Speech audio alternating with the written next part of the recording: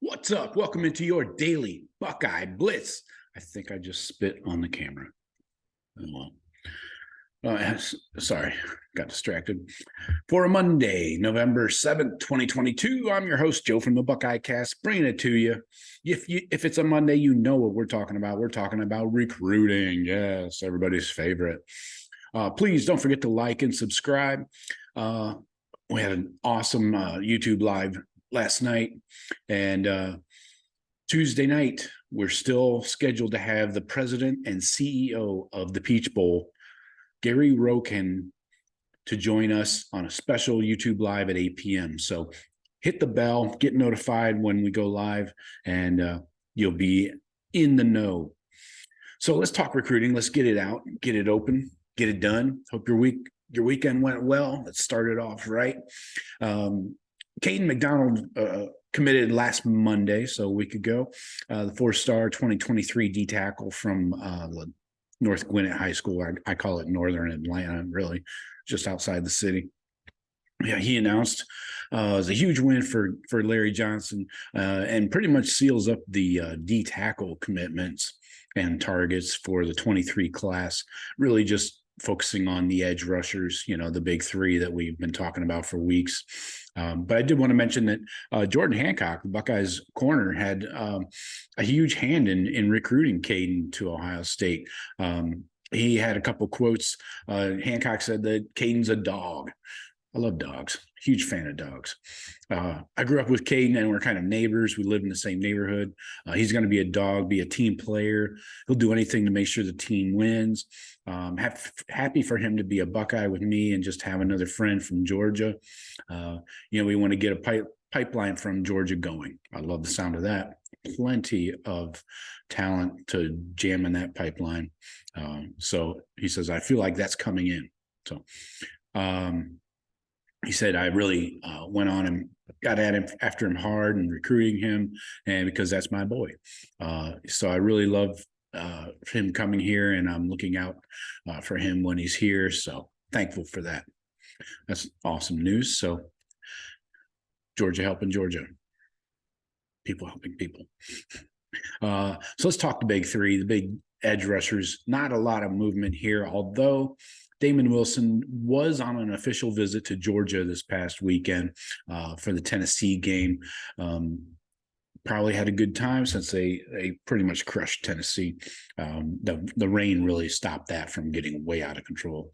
But that Georgia owned that game from start to finish. Looks like Damon Wilson's recruiting is going the distance, probably till at least the early signing period in December, maybe all the way to February. Again, it's still OSU versus Georgia.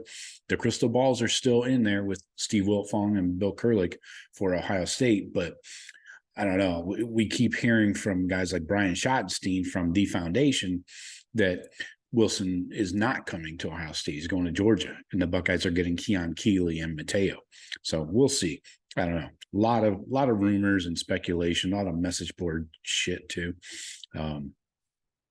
But Damon Wilson did have a nice quote. He said, after watching last week's game and JT's performance against Penn State, that you can definitely see they're getting prepared the right way and competing at a high level with the edge rushers they have. Speaking, of course, of Ohio State and Larry Johnson. So nice to hear. As far as Matayo, no news, usual, no changes there. It's going to go the distance. Ohio State, USC, Oregon, and that's it. Nothing's coming out of there. Keon Keeley, Bama still has a slight lead from everything we keep hearing, but really, again, these guys are like finishing up their high school senior season, so they're not going to be doing a lot of stuff.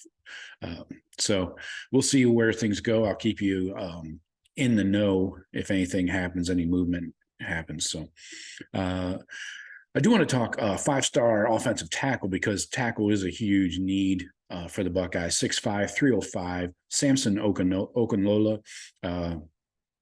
He's got a couple more games at his high school in Massachusetts, and I think his season ends November 12th. Then he's going to start taking official visits. Nothing like wait till the last fucking minute, right? Because he plans to be an early enrollee in January. So it's like, let's shoehorn 5 visits and commitment in 2 months, a month and a half. So anyways, he'll start taking his visits and narrow down his recruitment after the 12th of November. He'll probably release a top 5, he says, and he doesn't even know where he's planning to visit yet. That's the weird thing. He does plan on committing at the end of November or early December. Jeez. Wow.